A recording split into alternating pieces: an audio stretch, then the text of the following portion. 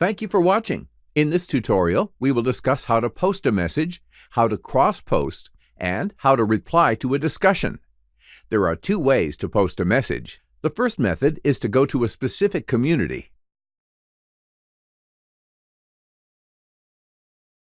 Go to the Discussions tab and click Post New Message.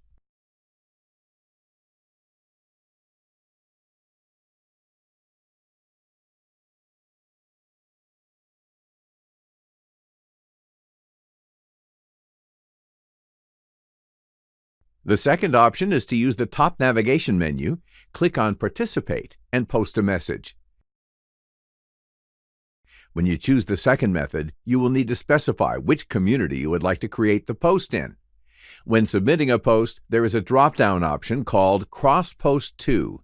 Using this feature, you can submit your post to a secondary community at the same time. To reply to a discussion, simply go to the discussion and, on the right side, click on Reply. It is also possible to reply using email and not having to log into the community site with a web browser. To do so, look at the email that you received from the discussion, click on Reply to Group, or you can reply only to Sender.